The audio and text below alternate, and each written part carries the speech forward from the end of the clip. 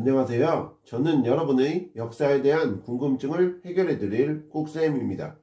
오늘은 중학교 3학년 역사 24강 전체주의 국가의 등장과 제2차 세계대전에 대해 공부해 보겠습니다. 먼저 살펴볼 부분은 대공황에 관한 것인데요. 제1차 세계대전 이후 미국이 세계 경제를 주도, 대호황을 누렸으나 과도한 설비 투자와 생산이 이루어지고 구매력이 감소하며 생산과 소비의 불균형이 발생, 재고가 누적되기 시작합니다.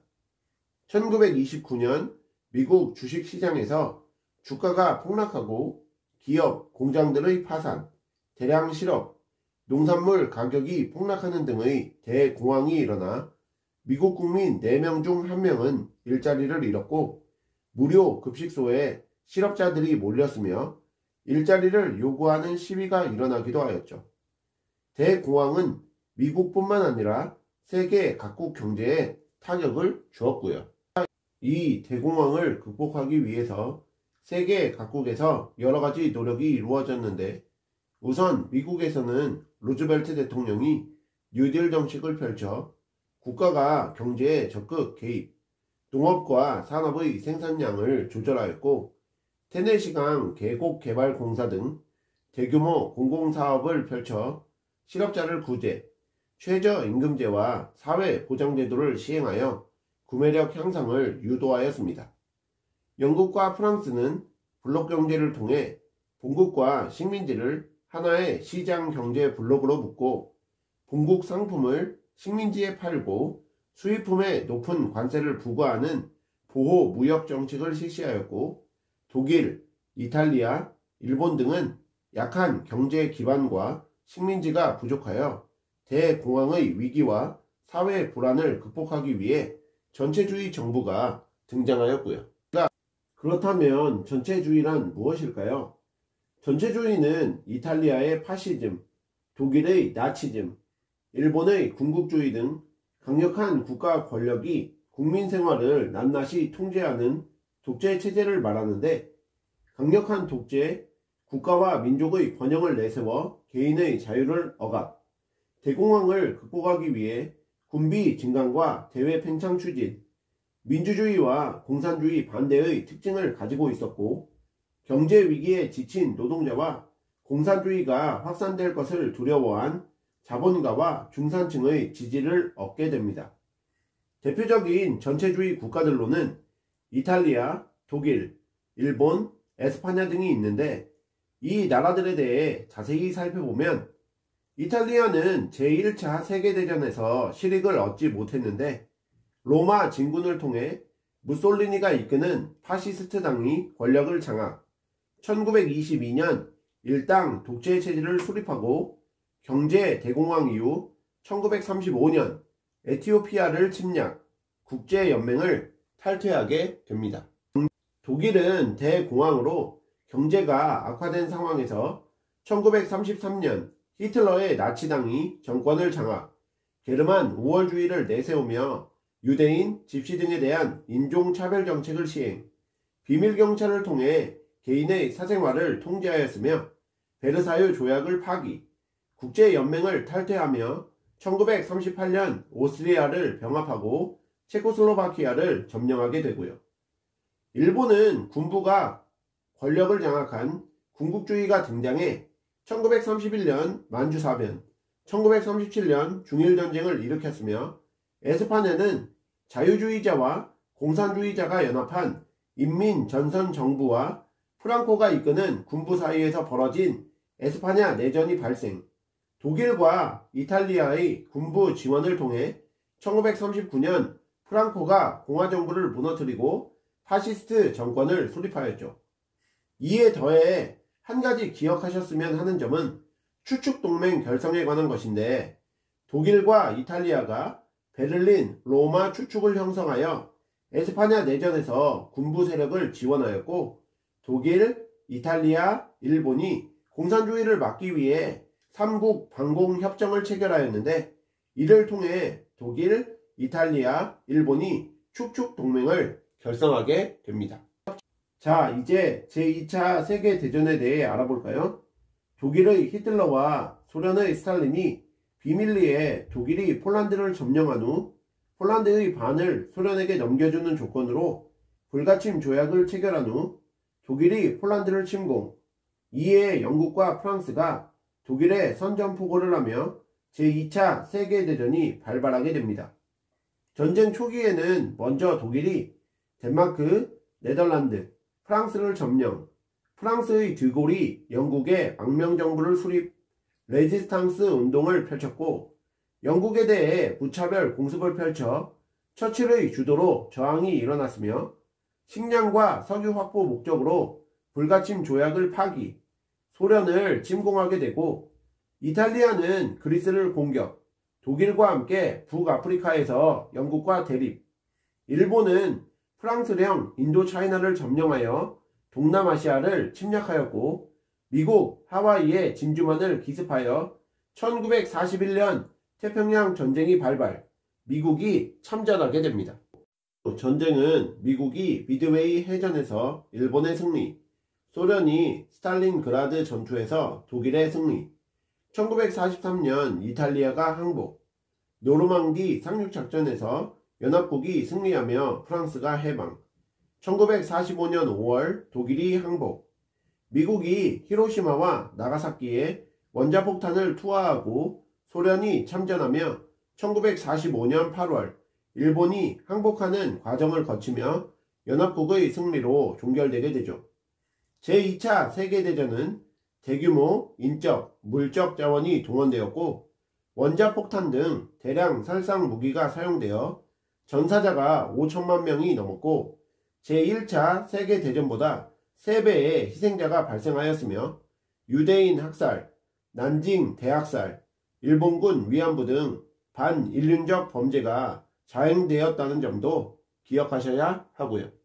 마지막으로 전후 처리와 평화를 위한 노력에 대해 살펴보면 전쟁 진행 중 연합국 지도자들이 전후 처리를 위해 여러 차례 회의를 개최하였는데 1941년 대서양 회담에서는 새로운 국제평화기구 설립에 합의, 1943년 카이로 회담에서는 한국의 독립을 비롯한 전후 일본 영토 처리 문제 결정, 1945년 얄타 회담에서는 전후 독일의 영토 분할 결정, 1945년 포츠담 회담에서는 카이로 선언의 이행을 재확인하는 결정 등이 이루어지게 됩니다. 이에 더해 패전국과 승전국 사이에 강화 조약이 체결되어 독일은 승전국들이 분할 점령하여 동서독으로 분단되었고 일본은 미 군정의 관리를 받다가 1951년 샌프란시스코 강화 회의에서 주권을 회복하게 됩니다. 독일의 뉘른베르크 전범재판, 일본의 도쿄 전범재판 등 전쟁 범죄자들에 대한 재판도 진행이 되었고요. 국제협조와 세계평화의 필요성이 절실해지자 대서양 헌장에 기초하여 국제평화기구 설립이 구상되는데 이에 1945년 10월 국제연합이 창설되게 되고 다수결을 통해 안건을 처리하고 미국, 영국, 프랑스, 소련, 중국의 상임 이사국이 거부권을 가지는 안전보장이사회를 설치하였으며 유네스코, 세계보건기구 등 전문 산하기구를 두게 됩니다. 유엔군을 창설하여 국제 분쟁 및 침략 행위에 대해 군사적 제재가 가능하게 하였고요. 자, 그럼 오늘 배우신 내용을 바탕으로 문제 풀어볼게요. 다음 상황에 대한 각국의 대응으로 옳지 않은 것은 이라는 1번 문제인데요. 제1차 세계대전 이후 미국은 대공황을 누렸다. 그러나 생산이 늘어난 데 비해 소비가 이를 따라가지 못하여 재고가 쌓였다. 이러한 가운데 1929년 뉴욕 주식시장의 주가가 폭락하였다. 자, 이것은 대공황에 대한 설명인데요. 대공황을 극복하기 위해서 세계 각국에서 여러가지 노력을 했었죠. 우선 미국에서는 뉴딜 정책을 펼쳐 국가가 경제에 적극 개입하면서 대공황을 이겨내려 하였고 영국과 프랑스는 블록 경제를 통해 본국과 식민지를 하나의 경제블록 시장으로 묶고 본국 상품을 식민지에 팔고 수입품에 높은 관세를 부과하는 보호 무역 정책을 실시하였으며 독일, 이탈리아, 일본 등은 약한 경제 기반과 식민지가 부족하여 전체주의 정부가 등장하였었어요. 자, 이를 바탕으로 보기를 읽어볼 건데요. 1번 미국은 뉴딜 정책을 시행하였다. 이것은 맞죠. 2번 프랑스는 프랑블록을 형성하였다. 이것도 맞습니다. 3번 영국은 보호 무역주의를 추구하였다. 이것도 맞죠. 4번 일본은 신경제정책 NEP를 시행하였다. 이것은 잘못된 표현이죠. 신경제정책 NEP는 일본이랑 관련이 된 것이 아니라 소비에트 정부의 레닌 시대와 관련이 된 것이므로 1번 문제의 정답은 4번이 되겠습니다. 5번 독일에서는 전체주의 정권이 수립되었다. 이것은 맞죠? 2번 문제도 풀어볼게요. 제2차 세계대전의 전개 과정을 순서대로 나열하시오라는 문제인데요. 기억, 독일이 폴란드를 공격하여 점령하였다. 니은, 독일이 스탈린그라드 전투에서 패하였다. 디귿, 노르망디 상륙 작전으로 파리가 해방되었다. 리을, 일본이 하와이의 진주만을 기습 공격하였다. 제2차 세계대전은 독일의 히틀러와 소련의 스탈린이 불가침 조약을 체결한 후 독일이 폴란드를 침공, 이에 영국과 프랑스가 독일에 선전포고를 하며 발발하게 되고 1941년 일본이 미국 하와이의 진주만을 기습, 태평양 전쟁이 발발하며 미국이 참전하게 되었고 후에 1943년 소련이 스탈린그라드 전투에서 독일에 승리하게 되고 1944년 노르망디 상륙 작전에서 연합국이 승리하며 프랑스가 해방되게 되었으므로 2번 문제의 정답은 기역, 리을, 니은, 디귿이 되겠습니다. 3번 문제도 풀어볼게요. 다음과 같은 입장을 지닌 국가들이 실시하였던 정책으로 옳지 않은 것은 이라는 문제인데요. 국가의 자유와 국가에 소속된 개인의 자유만을 지지한다. 국가 바깥에는 어떤 가치도 없으며 어떤 개인이나 단체도 존재할 수 없다. 자, 이것은 전체주의에 대한 설명이죠. 자, 전체주의는 이탈리아의 파시즘, 독일의 나치즘, 일본의 군국주의 등 강력한 국가 권력이 국민 생활을 낱낱이 통제하는 독재 체제로 강력한 독재, 국가와 민족의 번영을 내세워 개인의 자유를 억압, 대공황을 극복하기 위해 군비 증강과 대외 팽창 추진, 민주주의와 공산주의 반대의 특징을 가지고 있다는 점 공부하셨던 거 기억나시죠? 1번 공산주의를 지지하였다. 이것이 잘못된 표현이죠. 2번 개인의 자유를 억압하였다. 이것은 맞고요. 3번 국가 지상주의를 내세웠다. 이것도 맞습니다. 4번 강력한 독재체제를 수립하였다. 이것도 맞죠? 5번 군비를 늘려 대외 침략에 나섰다. 이것도 맞습니다. 그러므로 3번 문제의 정답은 1번이 되겠네요. 군비를 늘려 오늘의 마지막 4번 문제도 풀어볼게요. 다음 인터넷 검색의 결과로 옳은 것은 이라는 문제인데요. 국제연합 1번 만장일치의 표결 방식을 채택하였다.